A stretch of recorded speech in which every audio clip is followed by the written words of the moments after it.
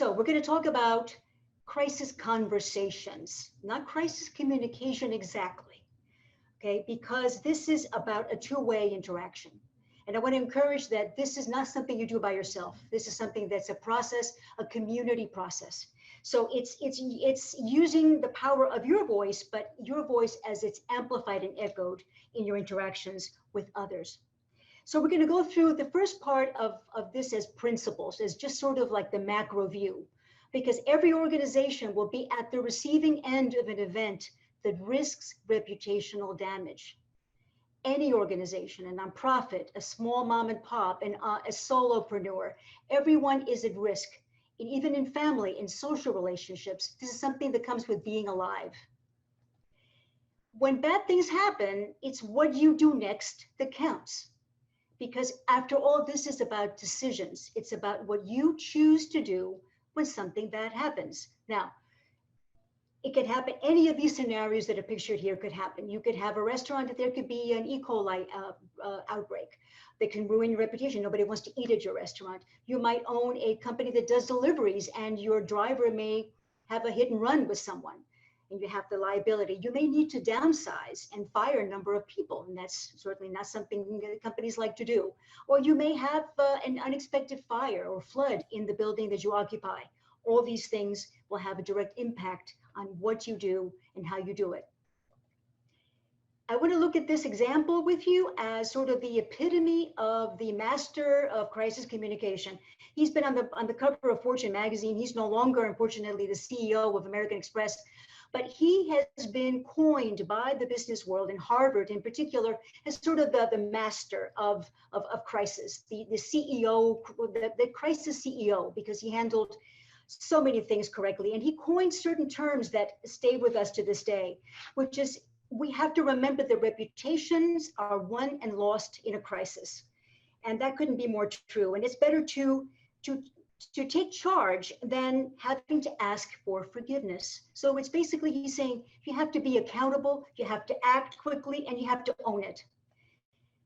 The origin of the word, I know that some people look at the Chinese term, but crisis actually is spawned from the Greek tragedies. It's a word that means in Greek sort of a moment of decision. You know, that pivot point, that moment when you have to make a critical choice that can make or break something. You know, it's Sophocles wrote most of his tragedies around the sense of crisis. Oedipus Rex is one colorful example. Of course, we know someone who killed the king who was his father, married his mother, and then when he found out what he'd done, he gouged his eyes out. Obviously, that's a Greek tragedy for you, but that's the origin of the word. Let's take a look at companies that have chosen, that have made taken that pivot point correctly. Incorrectly. Then we're going to talk about those that have done it correctly. These are all examples that you might remember. They're fairly recent. In 2017, there was an Asian American passenger who was caught on video being dragged off a plane, United Airlines plane, bleeding from his face. He had refused to deplane because the flight attendants were asking him to surrender his seat because the flight was overbooked, and he protested. Well, unfortunately, this made national world headlines. The response from Oscar Munoz, the CEO, was that the passenger was disruptive, that he was belligerent, that he gave us a hard time, and sort of like it was like his fault, he deserved it. Obviously, then in terms of the Wall Street response was the stock lost more than 800 million in just 1 hour. Let's take a look in a real E. coli outbreak with Chipotle. You know, back in 2015, and then it lasted about 5 more years, they had major safety problems that were plaguing them. It was made worse by the CEO in public making jokes about the situation, about people having bad digestion, blaming the news media for making a sensation out of the story.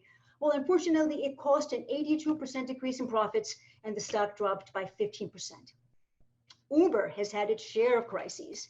This one, they actually handle a little bit better than most. In 2017, there were drivers that were complaining because of discrimination, of inadequate compensation, and many other grievances.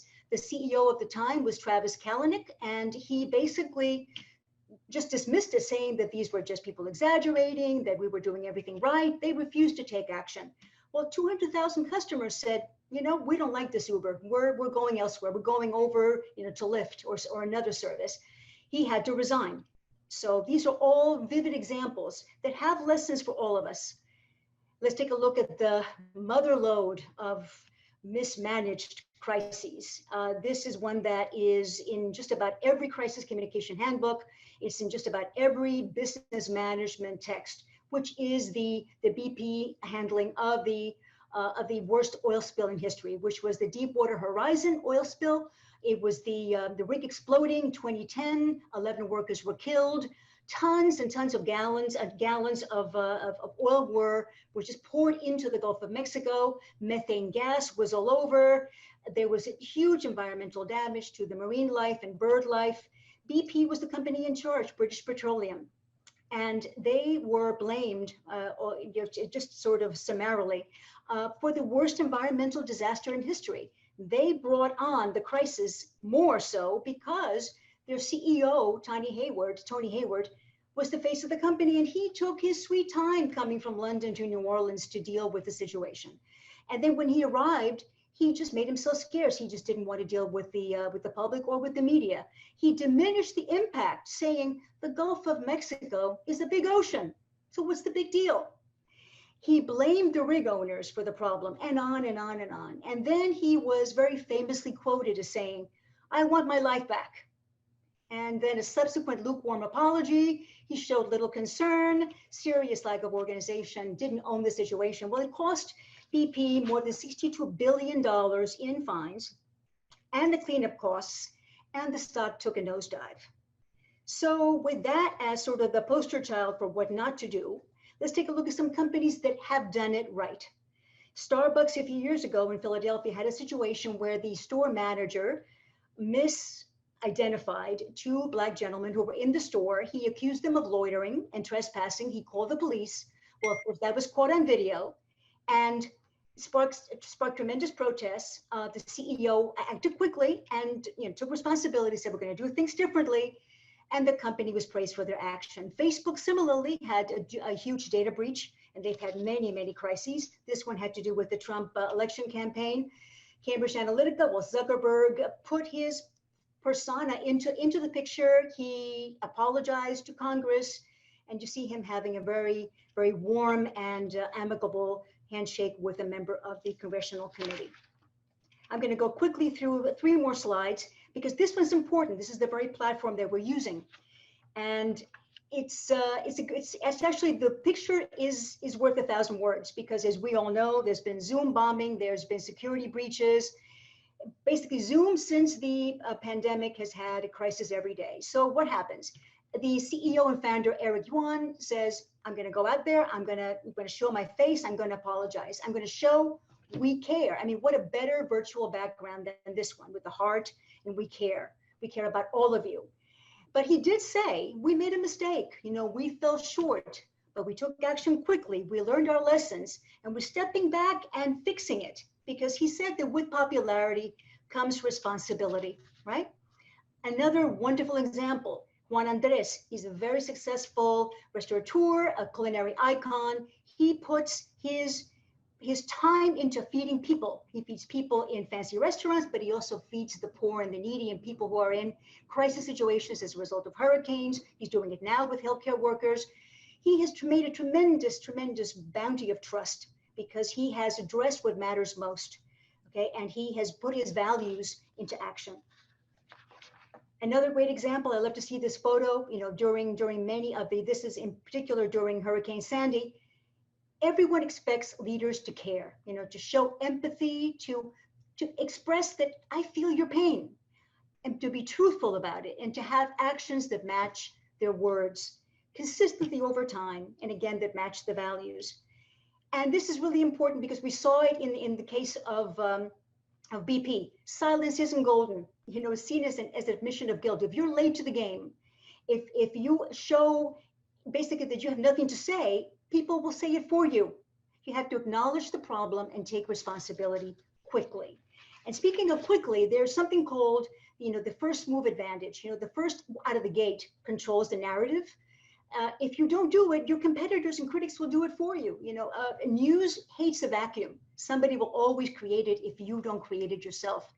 There's something called the golden hour crisis response, which is a medical term, which means that after a traumatic event, that medical attention that a patient needs to stay alive has to be done during that golden hour of crisis. Right. And you have to show you care in the first hour, and there's at most a 3-day window. And that is basically what I want to share. Let me give you some summaries before we get into the question and answer. So in summary, make the right decision. After all, crisis is an opportunity. It's an opportunity if you make the right decision. So act quickly, acknowledge there's a problem, show you care. It's okay to say you don't know, stick by your values. You see the summary here. I'm going to leave this up while I entertain questions from all of you.